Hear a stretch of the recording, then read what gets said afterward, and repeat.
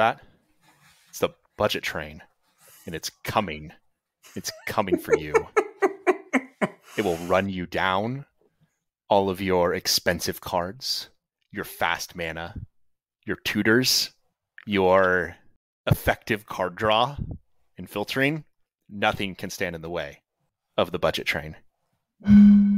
Hi, I'm Andrew. Also, UltraBudgetBrews around here. And this is the Budget Shop. If you're interested in finding any of my other content that I do, I am on Twitter at BrewsMTG. And I'm here to talk about budget stuff. I'm excited. It'll be great. Yeah, and this is Murphis. I am not on the budget train, but I am dragging a caboose around. So that joke fell flat, but we'll just keep rocking and rolling. You can find me on Twitter at MurphisAlvyMTG, and you can find my backlog of articles over at commandersherald.com. Hey guys, Mr. Combo number 5 here, and of course you can find me at Mr. Combo number 5 on Twitter, all spelled out except for the 5. Better yet, better to follow our primary account at CMDTower. CMDTower. Mr. Combo, how many cocktails have you had tonight? Absolutely none. CMDTower on Twitter. And guys, welcome to a new episode of The Budget Shop, where floor to ceiling has no meaning, and the foiling is always taco-shaped. And today, we're going to focus around a very common archetype, but trying to figure out how do you actually do it on a budget, because those cards are crazy expensive. We're talking red, insert color of choice artifacts.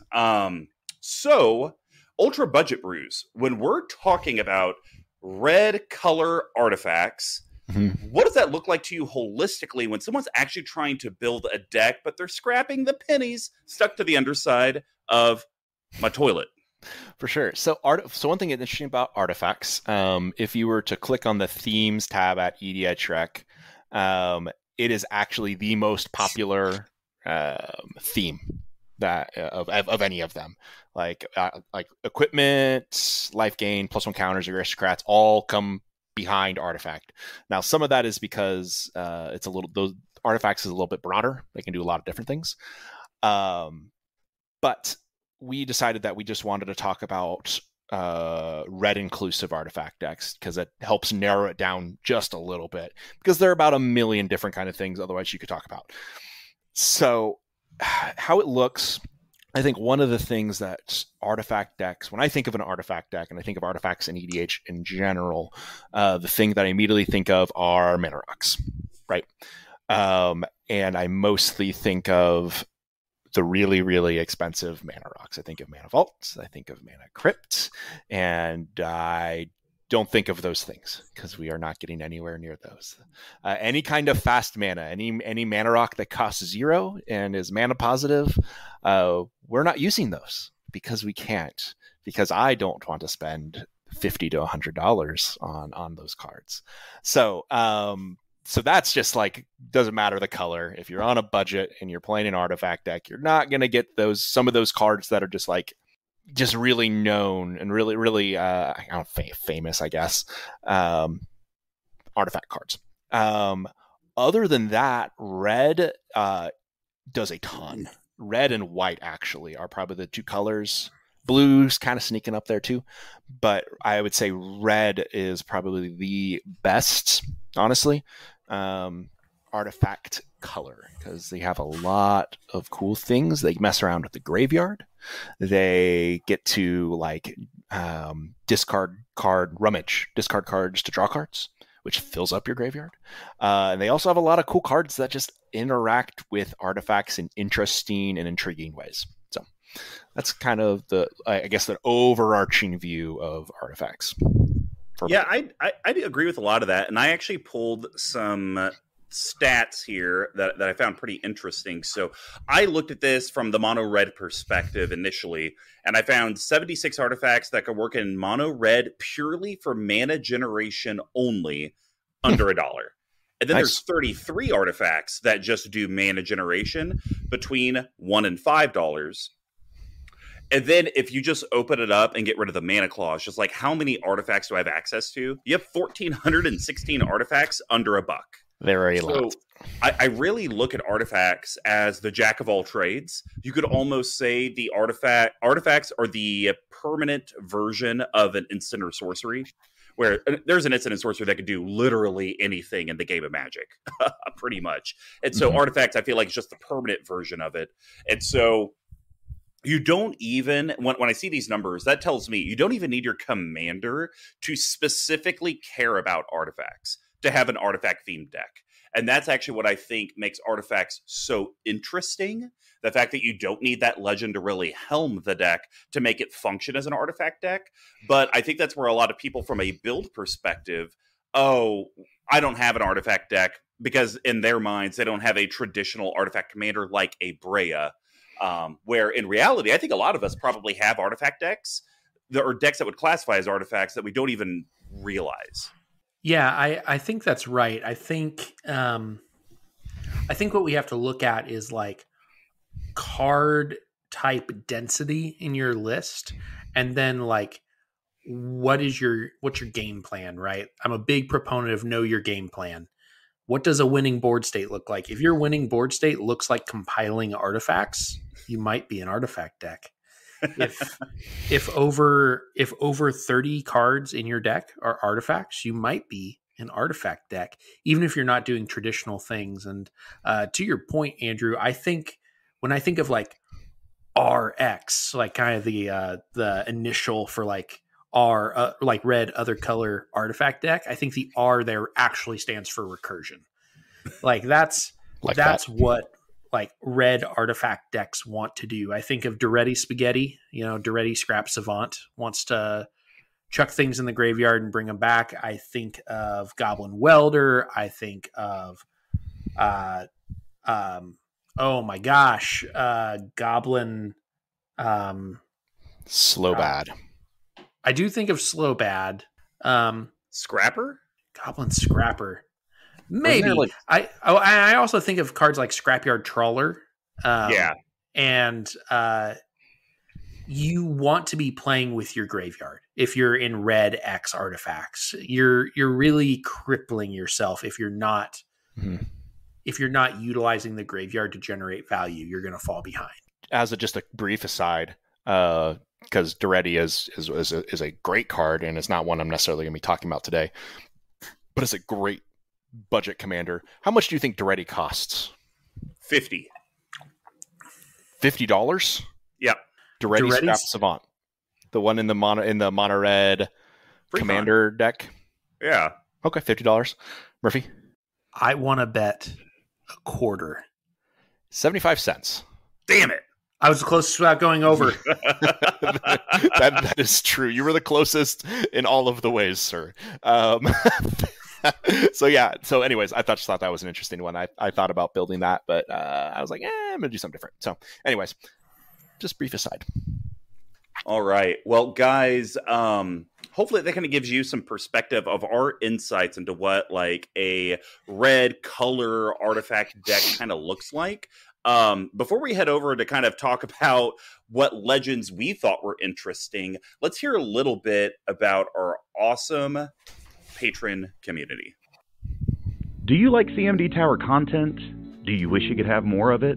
Well, you should head over to our Patreon, patreon.com/CMDTower. That's where we really lean on the community for help in running our channel, but also giving back to you as well. So for just literally $1 a month, you can join and get tons of soft value, opportunities to be on the show, interact with the collective in our very lively chat. And then for even just $5, $15, or $25, you're going to get swag. You're going to get RK Post tokens. Really, it's one of the best values out there. Patreon.com/CMD. All right. Well, since we have a focus for our archetype, but I mean, we're talking commander, guys. We need a legend to helm said deck. So, Murphis, what legendary spoke to you for helming this RX budget artifact deck? Just to tell on myself a little bit before I get into that, the card we were thinking about before was Goblin Engineer. That rascal escaped me. Rapscallion. Rapscallion. So as I was thinking about this, what I wanted to do was not get into blue. That was the big thing when I'm thinking of like red artifact decks, because red blue artifact decks want to do something very specific. I think of like Jura, like play all of the Fruit Loops and draw all the cards kind of things. So I looked in Gruul because I am a glutton for punishment and have come to enjoy bad cards. No cards are actually bad, I think. Maybe. Well, that's not true. Manolith is just a bad card. Murder. Hey oh, man. Somebody's coming out hot here. I'm feeling spicy. Man. Budget Brews out here throwing bows. So as I was thinking about this, I came to a partner pair is what I built around today. It is Iktakik, Salvage Slicer, Iktakik, and Tago. Chicka Chicka Boom Boom and Tago Goblin Weaponsmith. So Iktakik is a 4G legendary creature, human artificer, and when ETBs, you create a 3/3 colorless golem. And whenever an artifact is put into a graveyard from the battlefield, put a +1/+1 counter on Iktakik and a +1/+1 counter on each golem you control. So it's like a golem tribal deck, and then Tago has effectively landfall, make a rock, and those rocks sacrifice as part of like doing 2 to any target, right? So what I thought was interesting about this is it's playing in a space that wants to do like 3 different things. It wants to make tokens. It wants to modify creatures. Sean's favorite flavor keyword from Jesus. Oh, sorry, I forgot. Heliod. Jesus. It wants to modify creatures, like it wants them to be wearing stuff or having counters, and then it wants to go boom splat, like it wants to just rumble into the red zone. And so I thought that was kind of an interesting take on artifacts. Yeah, I can see where this is going already, and that's gross. You're going to throw rocks at people. It's like, what is it, the apocalyptic rock fight from It or whatever. I don't know if anybody out there Stephen King folk, but yeah, you guys. So 7 people will like appreciate that, I guess. But that's a deep cut.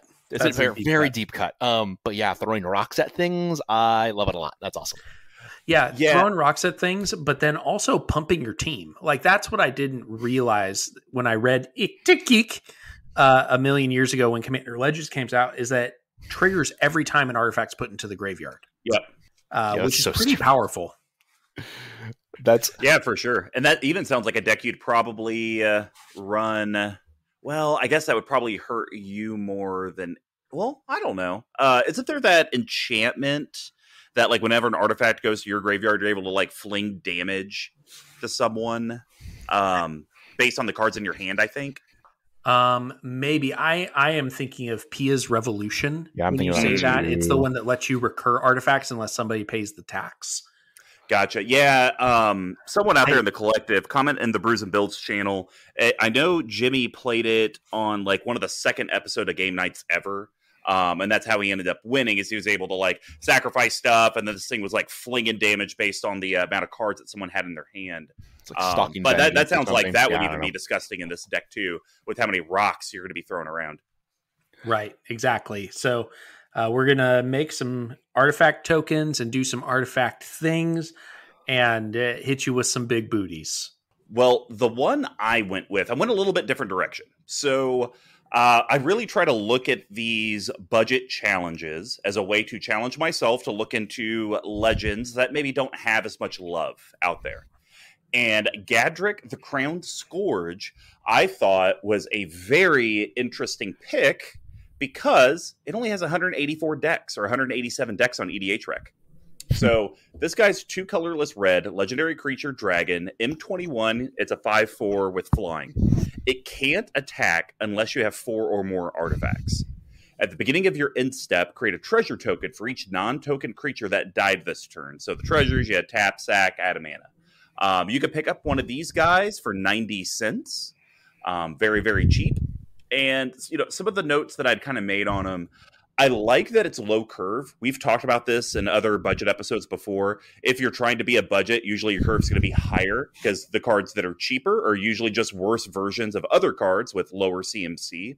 So having a 3 mana commander is awesome. Also, we're talking, for me, mono red artifacts. You're going to probably run tons of mana rocks in this deck. I could very easily see when you actually cast EDHREC, you have your 4 artifacts already there, ready to go.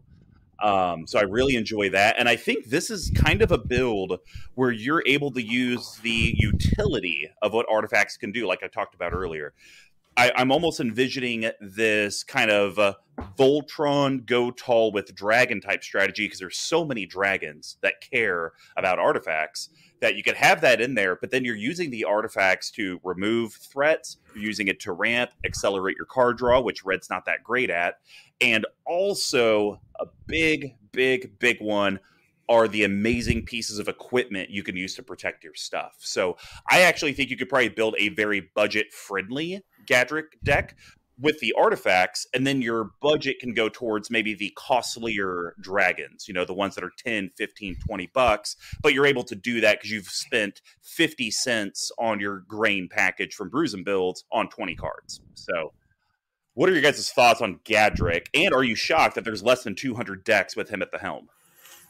I'm not shocked that less than 200 decks because it's a really interesting card, but I think it's a difficult card to make really powerful, which I think is interesting. I think that's actually a point in its favor, but that's not necessarily something everybody wants. Because and when it comes down to it, there are kind of two things you got going on. You're either attacking with a 5/5, it's 5/5, right? 5/4. 5/4. Okay, you're attacking with 5/4, which Commander, it's usually you want to be doing something besides that. Or you can find a way to make a lot of creatures die and make a bunch of treasures, and that's a kind of a cool way to take it. I think that it's only going to get better from here on out, simply because you can say that about any card, I guess. But yeah, Wizards loves treasures currently. They really are hitting that treasure thing home, and EDHREC also happens to love treasures. So I could really see, I could see some cool cards getting printed, and probably have been printed that I'm just not even aware of recently. That could be very, very good for a EDHREC deck. I'm excited to hear about it.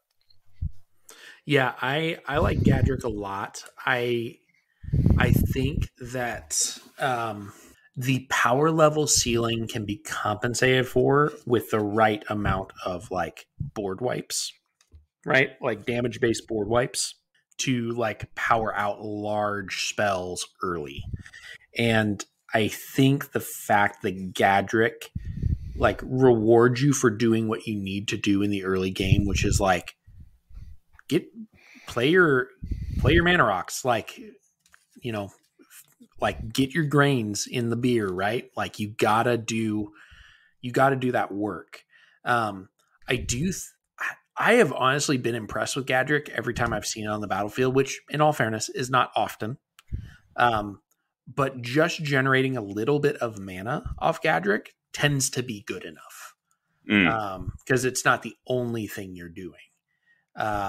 So I'm really curious to see how this deck what heaters you get in this kind of deck with EDHREC. I'm not surprised that it's a low build count, mostly because I think it requires creativity to build around, and it's not pre-con commander in the colloquial way that I would use that.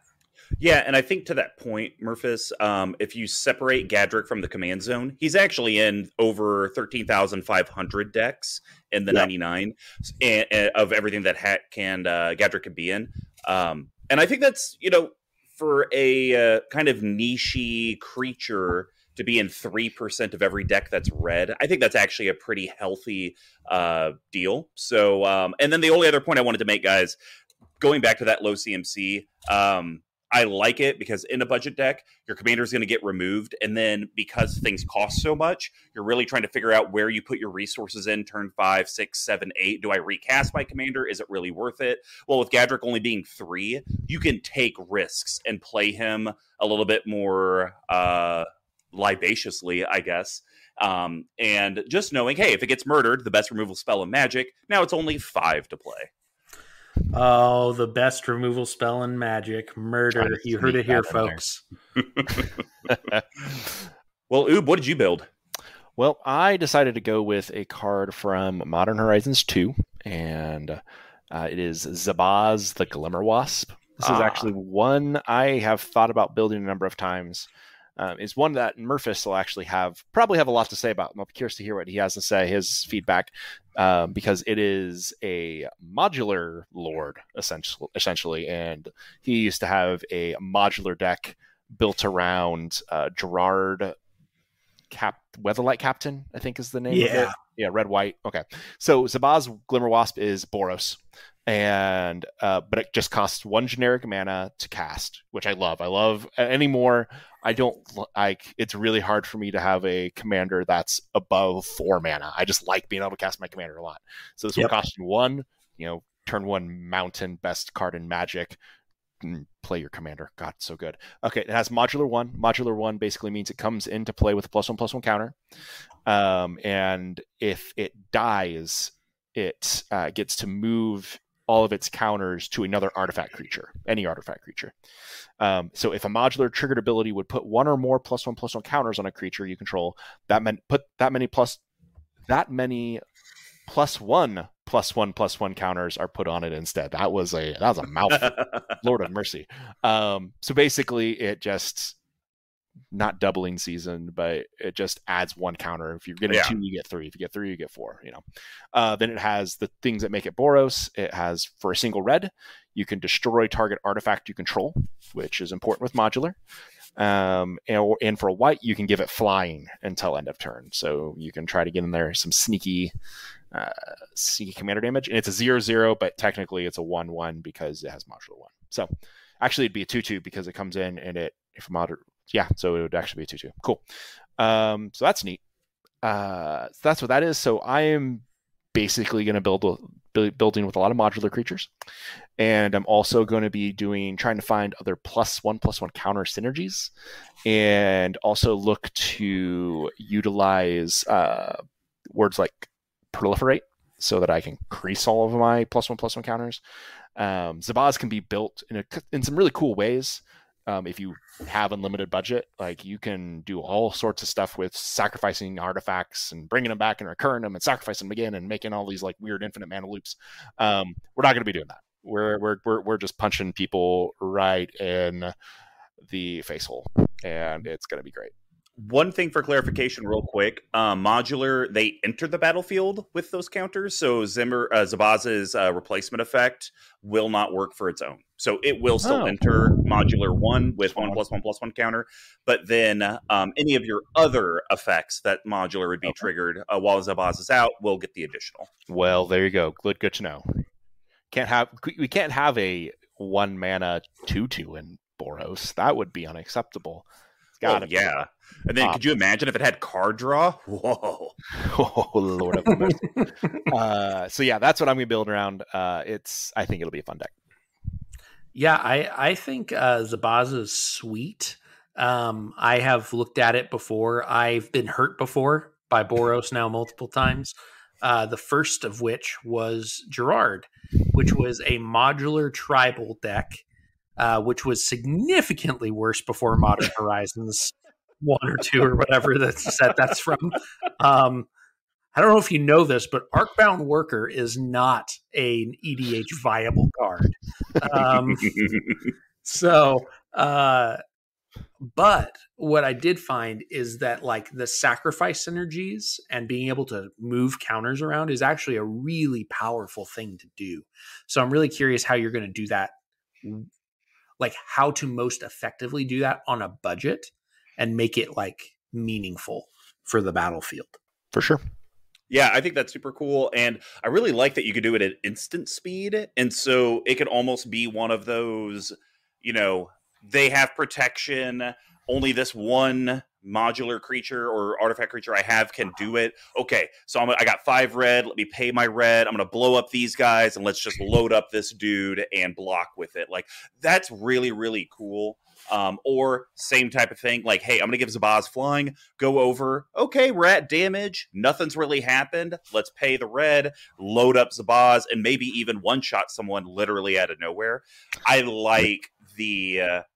instance. I like that you have a game interaction that's viable on everyone's turn. Yeah, I think that's super important for a Boros deck that's not going to be interacting on the stack all that often, to be frank.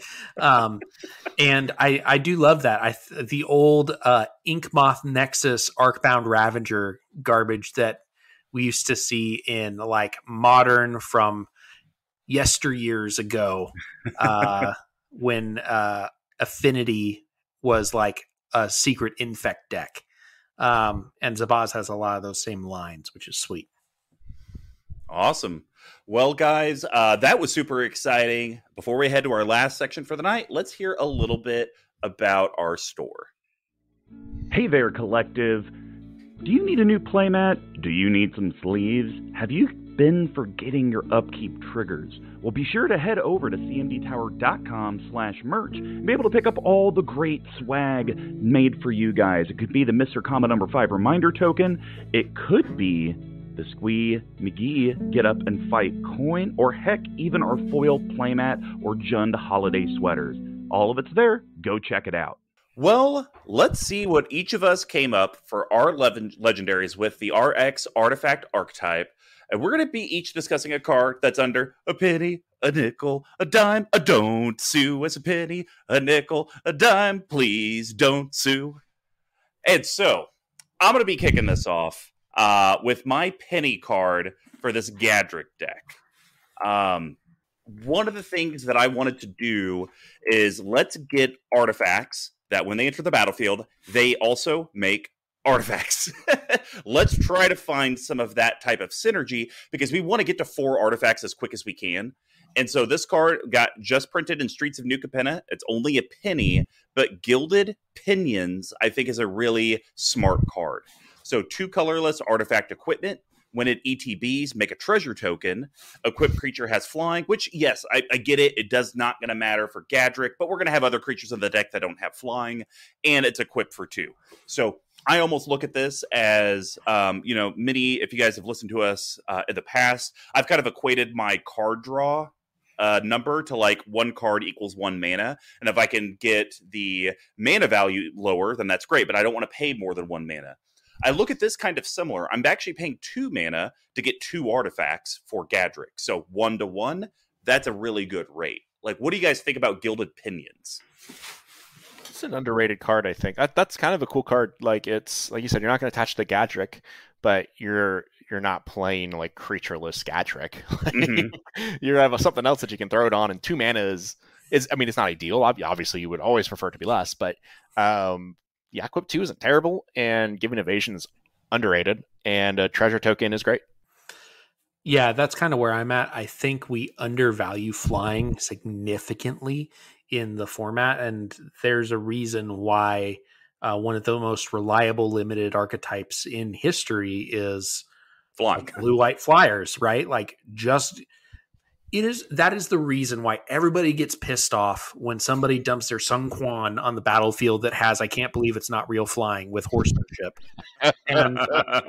And because it's really good. It's so powerful. So I like the idea of the 2-for-1 artifact, and I like flying a lot. And if you can turns out a 5/4 in the air along with even like a 2/2 in the air, that gets people dead really, really fast. Yep, for sure. Well, my nickel one, it came in at 3 pennies, so I actually saved a couple pennies. This card's only been printed once in Adventures in the Forgotten Realms, and I'm actually going to be very curious for Oob to give a response to a hot take I'm about to make. Let's hear it. Dungeon Map. 3 colorless artifact, taps add a colorless, 3 colorless tap, venture into the dungeon, activate only as a sorcery. So go with me here. Okay. when you're on a budget, you're always kind of trying to scrape your value. I'm trying to get as much value as I can. Mm-hmm. Obviously, this deck is going to need artifacts. It needs mana rocks, like many budget decks do. I think this is worth running, especially for only 3 pennies, because I look at the dungeons as a additional outside value that I can now do. Because there's dungeons where, hey, venture in, I'm going to scry. I could use a scry. And the next one is I make a couple treasures. Or maybe I get a card draw. Maybe I make an opponent lose a life. I just think there's so much versatility within the dungeons that once a turn being able to kind of go through, I think that's really, really valuable for an overall budget perspective. But specifically for Gadrick, it's going to help mono red ramp, draw cards, and when we have turns where we can't really do anything, at least we could do something. Mm-hmm. I do like this. I like 3 mana rocks, as long as they also do something besides just Manolith, obviously. Okay. And this is, I think venturing into dungeon is great. If you can just have it, and you don't need to run any other venture cards probably, and it's still going to be fine. I really wish that this could have said it didn't have this activate only as a sorcery clause. Yeah. Would it really have been too powerful? Like, because I mean, it's essentially costing 4 mana because you have to tap 3 mana and this. So that is literally the only thing giving me pause. If it didn't have that activate only as a sorcery, there are decks I could think of that are like, I'd probably just throw it in there, for goofs, give it a shot. The sorcery thing might be rough, but you won't know until you try it out, and it very well could end up being okay. Maybe you are, you're going to get some little bit of value on turns, like you said, where you aren't necessarily getting to do anything else. So I think it's great. Yeah, I think it could be really good. So I'm right there with you, Sean. I think Dungeon Map is actually pretty okay. Again, the sorcery thing is neither here nor there, I think. Yeah. It's specifically in Gadrick, I think it's less of an issue because Gadrick is generating so many treasures, right? Like you're generating so much excess mana that you will almost always have having something to do so that you are using more mana over the course of the game than any of your opponents is a great way for a weaker color or a weaker commander to pull ahead in tempo. And as somebody who has a mono red venture into the dungeon deck, it's not good, but it is fun.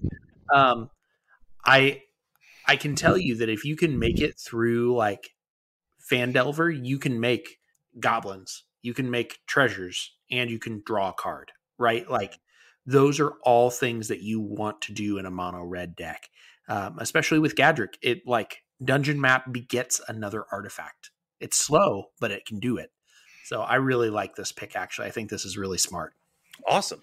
Well, for my dime pick, I got it by a penny, just because it came out in the Forgotten Realms Commander Precon. But for 9 cents... And I talked about it, how we need to save as much as we can on our artifacts, so the handful of dragons we can afford with our budget. I think Heirloom Blade is a very smart card when you only have a handful of creatures that share a type. So 3 colorless artifact equipment. Equipped creature gets +3/+1. So now Gadrick is what? An 8/5 flyer? That's a 3-turn clock. Equipped for 1, very cheap and efficient. Whenever a equipped creature dies, you may reveal cards from the top of your library until you reveal a creature card that shares a creature type with it. Put that card into your hand and the rest onto the bottom of your library in a random order. So kind of the thought here is people are going to want to get rid of Gadrick eventually. So let's throw the blade on there. It's getting people closer to death with command damage. But then the other piece is when people naturally kill our commander or board wipe, well, now at least get something that I can play next turn. Maybe Gadrick costs too much at this point. Who really knows? But, with a handful of those other really good, smart dragons between like 4 and 6 CMC, I'll be loaded up for that next turn. What are the thoughts around that? I think this is crazy smart. I like this pick. Like I like the last pick because I have a soft spot for venturing into the dungeon. I like this pick because it's actually like I think this is an objectively good pick for this kind of thing. If you're only building with like 2 or 3 other dragons in the deck, so you can guarantee a hit, oh man, you can like straight up gas up late game with like a Null Spine Dragon or something, or like Balefire somebody out of the game. Like there's a lot of options, even if you're on a budget. Well, I mean, even the dragon that thieves all the artifacts away, but you win the game when you have 20. That's not unrealistic for this deck. Okay, You very well could. You could literally board wipe. You make all the treasures, and then next turn, oh yeah, I got this guy, and if you can't get rid of it in a turn cycle, I win. I literally did not realize until this exact moment that this card said reveal until you reveal a creature card that shares a type with it. I thought it was like, oh, you reveal the top 5, like, and then you dig. No, it's you dig until you do it.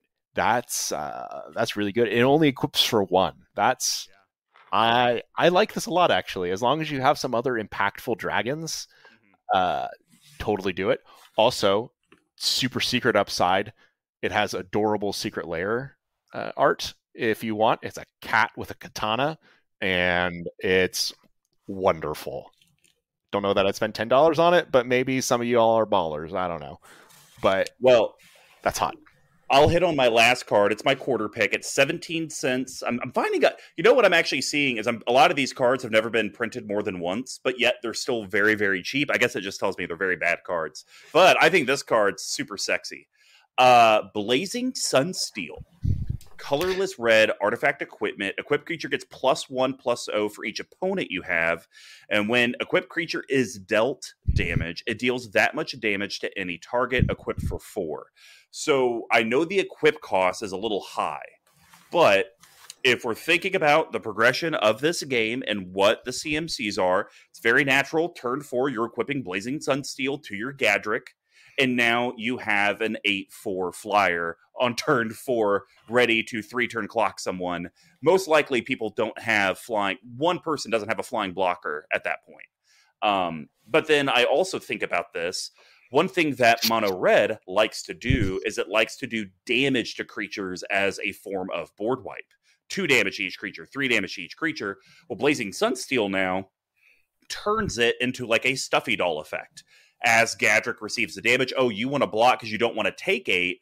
Well, by the way, you're going to get 8 anyways. It's just not going to be command damage. I'm just going to throw 8 to your face, or I'm going to blow up your commander for not letting me hurt you. I think this just gives you a ton of flexibility.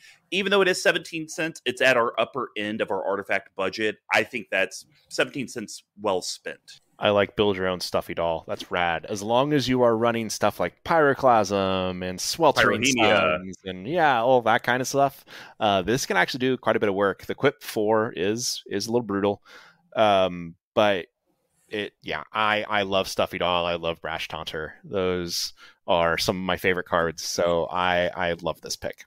Yeah, I think it's really good. You have to be really aware of the 4 cost to equip. That is steep, but turning your Blasphemous Act into a deal 13 to the face makes Blasphemous Act a win condition.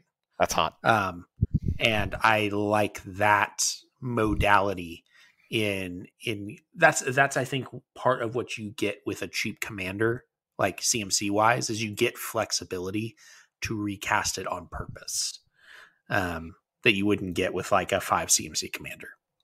Give me that Star of Extinction, baby. Just drop a meteor on the table. Oh, I was just thinking every turn cycle you're spending 3 red to do 3 damage to everything. A Pyrrhemia. Just Pyrrhemia. Yeah, just to do, let's do 3 each time. No big deal. Well, Murphis, for your penny, nickel, dime, quarter, what'd you do for Ich-Tik and Togo? Ich-Tik. So for my penny, I have a bad card, and it has your favorite flavor word on it. This is Altar of the Brood. This is Tawashi Guidebot. Tawashi Guidebot is a 2/1 construct for 4 mana, and when it ETBs, put a +1/+1 counter on target creature you control. We want to do that anyway. But then it has 4 tap, draw a card. This ability costs 1 less to activate for each modified creature you control. So Togo is creating equipment. Ich-Tik is modifying your creatures with +1/+1 counters, your golems at least. So there's like, this quickly becomes, in my mind, tap draw card, which is exactly the kind of thing I want to be doing in a Gruul deck that's going to be playing bad cards. It's going to be playing bad cards, like, just if we're being frank. So I like tap draw card. What are your thoughts? If you're building Zabaz, put this in there too. This is incredible. I love it.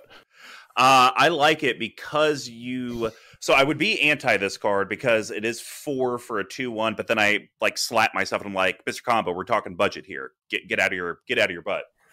So we take that aside. I think if you just had one commander that dealt with modifications in some way, shape, or form, I think this is still like, it might be a little sweaty. Maybe it's your 100th or 101st card. But the fact that you have one commander making equipments that you're equipping, you got the other commander giving you +1 counters. I mean, you're doubling your production of modifications. And I think that's really smart. And so do I wish this wasn't a creature? Yes. But I do like that it's doing everything you want at that 4 mana, and ideally, even if it was 1 mana draw a card, that's still okay. That's still good. Yeah, this is almost build your own personal Howling Mine. Mm-hmm. It's a little bit when like you have to have 4 creatures to do that, but that's doable. I like it. I remember a day long ago when Jade Me Tome was like an all-star playable card. I will tap and pay 5 mana to draw a card all day long. So 4 or less, I'm in for that. You know? Yeah, that's my penny. My nickel is a newer one. This was printed in Modern Horizons 2. It's only got 1 printing. And this is Fey Offering. This is 2G for an enchantment.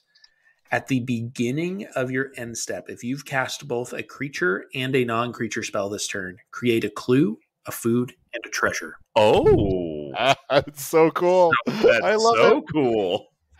So this is not going to be a like creature heavy, a creature forward kind of deck, because a lot of the golems that you're going to be creating are either like 2-for-1 creatures off something like a Vital Splicer, or you have artifacts that you'd be casting that are non-creatures that generate golems. On top of like things like Cultivate and Wayfarer's Bauble and like other things you need to be playing in order to like get enough mana to do stuff. So Fey Offering rewards your turn 4, turn 5, turn 6 when you're double spelling by giving you artifact tokens that you can sacrifice to trigger Iktikik. This is super cool. I love this a lot. I remember seeing this card and then promptly forgot about it because 2 weeks later another set came out. This is great. Like it's a little hard to get to trigger, but if you do, you're gonna feel it's gonna feel good. Clue, food, and treasure. Oh, that's great. Yeah, I was literally just like digging through my Animar list because I was like, would it make sense? Because I wanted to say I had a creature, and I'm just trying to make sure it's not blue. Yeah, it's blue. So I'd say I had a creature that's like when it comes in, you can return a creature, and it's only 1 mana. So it's like, oh my gosh, if you're not going to be super creature forward, it's 1 mana and just bounce that creature. So you hit the cast, and then you do your normal non-creature stuff. So you get this every time. Do you think, Murphis, that this ability or effect is going to be powerful enough in this kind of budget build that it'd be worth it to do, what is it, Workshop Assistant? The one where whenever you would create a food, clue, or treasure, you also make one of the others? Academy Would that be worth it? Academy Manufacturer, thank you. Yeah, so Academy Manufacturer is actually on my short list for this deck if I was building it because, and we'll get there in just a second, we've been given a lot of goodies by WotC in the past few weeks. For better or worse, they have chosen a design philosophy that incentivizes treasure production. And so if we can double up our treasures, I want to do it all day long. And I don't want to sleep on food tokens either because the life gain actually does matter in aggro mirrors, even in EDH. And 3 life isn't nothing. So I think Academy Manufacturer could get a look. It is going to be a sweaty card, and really Fey Offering is going to be pretty like far down there because it's so hard to trigger. But yeah, it's kind of the mini game. If you can make it work, you feel like a king. Yeah, especially beginning of each end step, man. Yeah, right. Woo!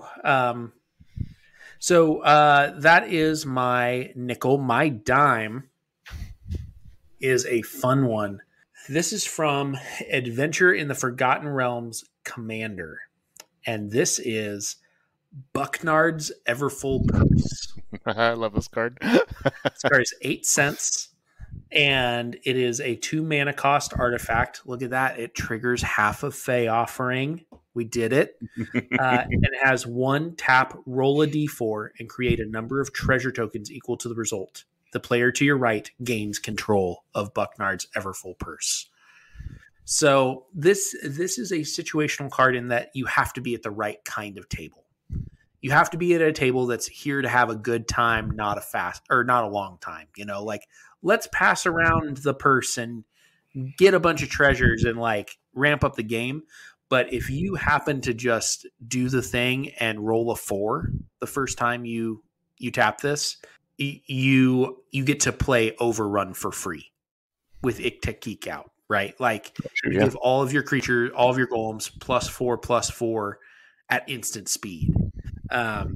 So that's kind of what I'm looking at with treasures in particular. Is there's no cost. It's Lotus Petal, right? Like, I want to sacrifice all the Lotus Petals I can in this deck in order to get as many EDHREC triggers as I can. Oh, that's so good. I like that a lot. Yeah, and it only costs 1. It costs 2 to play it and just 1 to tap. That's really cool. Yeah. Like, not having a D4 might be a little bit of a, that'd be like my one hesitation, but you can just pull up a random number generator on your phone and it just works about the same. So that's super cool. I love it a lot. So I'm interested in that. And I know, Murphis, you're talking about, the table wants to be here for a good time because you can need people to actually participate to make Bucknard's Everfull work. One thing that I have seen start to get more play is Homeward Path. I know that's more creature-based, but it seems like people are trying to put in more things that are trying to bring everyone gains control of their stuff again. Do you think that's something that you would consider, like, man, if they end up taking like some of my pieces, or if there is a theft deck, that's one of my weaknesses, so I should have one piece of interaction in there that could deal with that? Or is that really not even in your thought process? Yeah, it is in my thought process. Friends, how much do you think Homeward Path is going for right now? I went way too high last time, so I'm going to say a quarter. I was curious, so I just looked it up. So I'm going to not participate because I was surprised. Yeah, it's almost $15. Like, for what is effectively like just a really bad land, right? Like, there's not a lot of reason to play it. And it has tap. Each player gains control of all creatures, right? So not non-creatures, not anything else. Fun fact, the Judge promo of Homeward Path is $60 for some reason. So I think that there's a world. I think there would need to be a really popular run of commanders that stole stuff or rearranged stuff. Okay. Even when Aniaz got spoiled and like everybody was all about it, I didn't think this card was going to get played, But I like the look. I think that that's an interesting take. So that's my dime. And my quarter has quickly become one of my pet cards that I can't find a space for. And that is Breya's Apprentice. Breya's Apprentice is another Modern Horizons 2 card, and it comes in at a whopping 12 cents, but just a penny over a quarter, 26 cents for the foil. There we go. Pimping on a budget. It is 2 and a red for a 2/3 artifact creature, Human Artificer, and when it ETBs, you create a Thopter creature token. But then it has tap, sacrifice an artifact, choose one. Exile the top card of your library until the end of your next turn. You may play that card. Or target creature gets +2/+0. So it can either juice one of your creatures as getting through, or it can draw you a card. Like, the fact that that's a delayed impulse draw, like that gives you an entire extra turn to play that spell, means that lands are never dead off the top. I really like Breya's Apprentice. I think it is, even though it's not broken, it doesn't have to be broken to be very strong. It's really good. I like this pick a lot. Yeah, I like the first mode in particular. The impulse is great. Yeah, I mean, I'm usually not a big fan of impulse. So I like that you can at least buff. It's either like, do I need to get more resources or am I just ready to smack face? So that's kind of nice. I like that he comes with an artifact to sacrifice. And it's flying. So, you can have it for early game. You need to get a monarch. You need to be able to block my EDHREC. You have something there early. So yeah, that's a really solid pick. Cool. That is Budget EDHREC or whatever, and Tago. I'm still calling it Chicka Chicka Boom Boom because I've spent too much time in kindergarten classrooms and I can sing a song about that. Anyways, so I guess I'll move on to my Zabaz picks. So for my penny, I went with a card I had literally never seen before. Coming from Modern Horizons to Unbounded Potential. It is 1 and a white, and it is an instant, and you get to choose one. You can either put a +1/+1 counter on each of up to 2 target creatures, or you can proliferate. And then if you want, you can entwine it for an additional 4 mana. So for 4 white, you can do both of those things. So this deck is going to be full of a lot of creatures with counters on them. And so this either can put some more counters on if you just have a couple creatures, or you can put one additional counter on a bunch of different things. I think it's just a great card. It seems like that sort of like weird workhorse card. It's not a lot of fanfare, but is just it'll do better than you think it will. What do you guys think? So I know you're trying to use your mana to like do a lot of this, like destroy your own artifacts to kind of do your modular rigmaroles. So really my only question, because this is a great card, it does everything you want.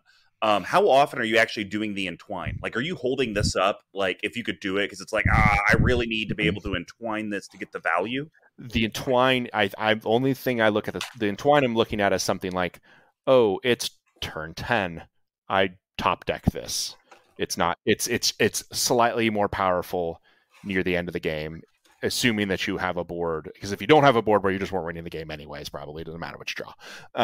So it's slightly more powerful. Other than that, I am waiting till I have at least 2 creatures, and then I'm casting it at somebody's end step and just smacking people around.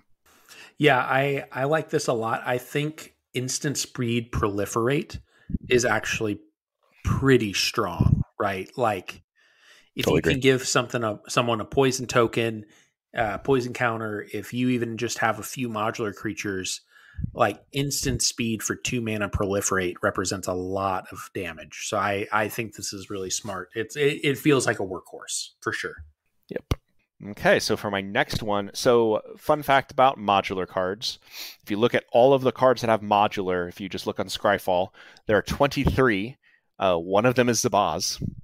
One of them is a silver bordered card where like you have to like when an opponent casts a spell, you have like 5 seconds to choose a keyword or something. It's weird. But so really you have 21 cards to work with. Of those, pretty much all of them I would say are pretty well budget, with the exception of Arcbound Ravager, which is an incredibly competitive card. It used to be $1 million. You can actually pick one up for like $756 apparently, like if you want a gold bordered card, which is rad. I mean, this card used to be like $40-$50, and you can get even just a normal bordered one for like less than 12, which is really not bad. Comparatively, obviously. Other than that, there's like one other card. I think it's what's the name of it? It's the Arcbound Reclaimer. Yeah, Arcbound Reclaimer is almost $5 now. And Overseer and are both a couple bucks. But so other than that, you have like 20-ish Arcbound cards, right? And that have modular. And so you're going to be playing all of these. Nice thing is that there are some cards that are secretly Arcbound. They won't necessarily trigger off of Zabaz, his modular Lord effect. But so my nickel is a new card from Kamigawa. It's a common Iron Apprentice. It is a 1-drop construct, artifact creature construct. It enters the battlefield with a +1/+1 counter on it. And then when it dies, if it had counters on it, you put those counters on target creature you control. So there you go. Basically modular without saying modular. So I think it's an extra one that you wouldn't know exists if you just are like me and just typed in modular into Scryfall. So I thought it was a good one to bring up. What do you guys think? So I think this is beautiful. My question, Oop, though, if our users are wanting to try to use Scryfall in an advanced way, like what would you recommend, like the keyword or key phrase that they put in to like try to find these kind of cards? So what I did actually, I was actually looking for. There was a card that had a little tickle in my brain that there was a card from one of the recent commander sets that did something kind of like the Ozolith. It's like it's like a white enchantment, does something like the Ozolith. Gosh, maybe it's not very much money. Ended up being like $10. And so I ended up typing in, like I put in advanced. And I did like red and white as the commander colors, and I typed in when dies if it had counters, and just did that. Okay. And so it just brought up anything that had something that when something dies, it would get in, and if it had counters, it does a thing. And so, sorry, my cat is stuck on my cord and is freaking out. Okay, cool. We got him free. So had that. And so then I just was able to find this random card that I entirely forgot existed. So yeah, that was my nickel. Any other thoughts? No, I just think that the more you can maximize your theme count in a deck like this, the more it's going to matter. Mm-hmm. When I built Gerard many moons ago, there was like 12 modular cards, and it was a doozy to try to make it work. You got to maximize. So having an extra one just feels really good. Totally agree. So I'll move on to my dime. So my dime is going to be basically kind of my budget version of Walking Ballista, or the one that makes Thopters when it dies. Oh, it's construct. Hangerback, baby. Hangerback Walker. Thank you. It's not quite the same as those, but those are both $1 million, so we don't get to play those. This is Mindless Automaton. I love this card. Been printed 1 million times. Most recently, Commander Legends is a 4-drop, just 4 colorless artifact creature construct. It enters the battlefield with 2 +1/+1 counters on it. You pay 1 and discard a card, put a +1/+1 counter on it, or you can remove 2 +1/+1 counters from Mindless Automaton and draw a card. No cost, no tap, no sorcery speed restriction. You just move some counters and you draw a card. So this is perfect because with your modular, you're getting to move counters around. And if you have this guy out here, you just move the counters onto him. And if somebody points a Swords to Plowshares or some other cheeky removal spell, you're like, I remove all of my counters and I draw 5 cards. You did it. And so it's great. It also has a discard outlet if that is important to you. If you have some if you have any kind of graveyard recursion that you're wanting to use, this is a way to get things into the graveyard easily as well. Also, you can look at this late game, Oob. If you get land flooded, you basically pay 2 mana, discard 2 lands, draw a card, because you'll just remove the 2 counters off the automaton and draw a card.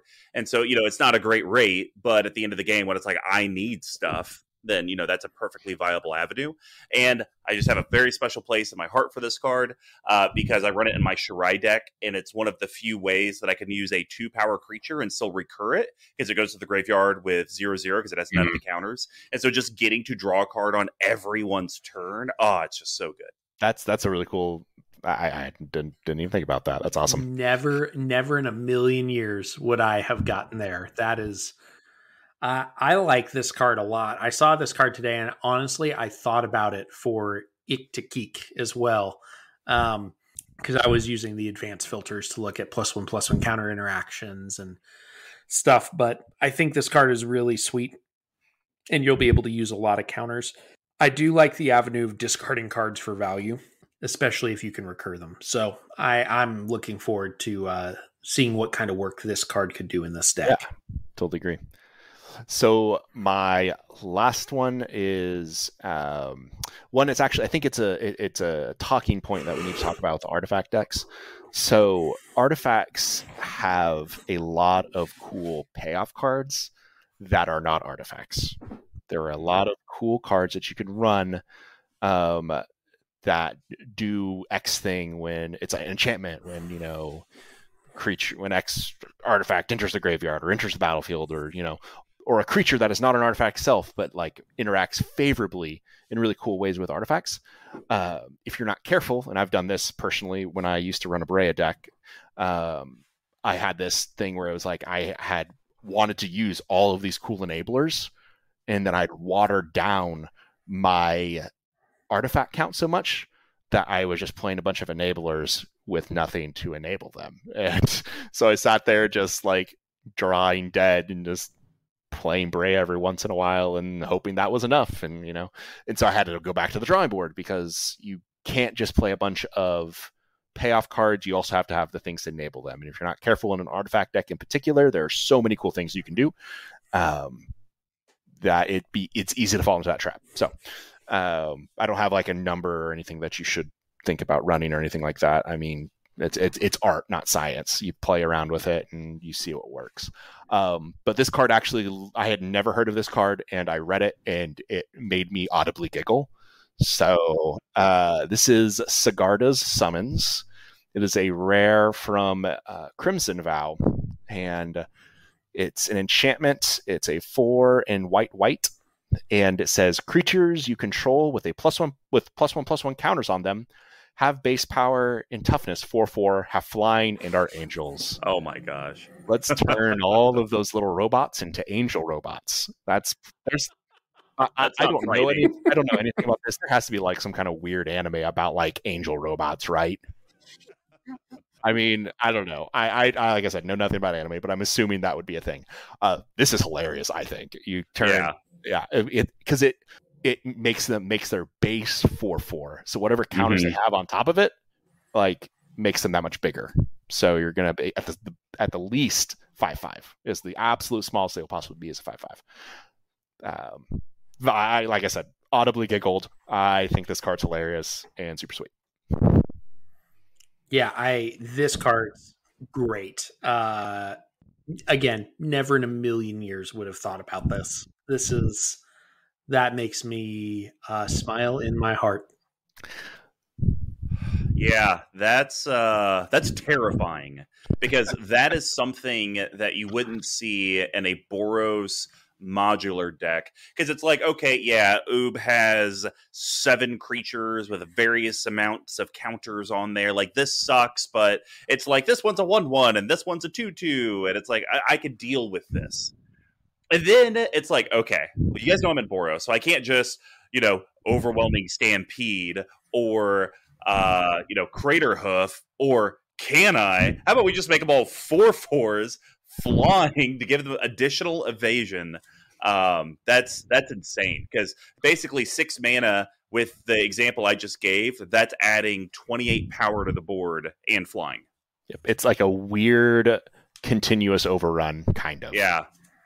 Like I said, I think this card's super, super cool. And I want to have a deck for it, because I don't think I do, which is really sad, because it's a cool card. But very cool. Well, guys, thanks for visiting our humble budget shop. Hopefully you took something away about building a budget red colored artifact deck. And this is Mr. Commodore 5 saying thanks for stopping by. This is Murphis. See you later. Bye, friends.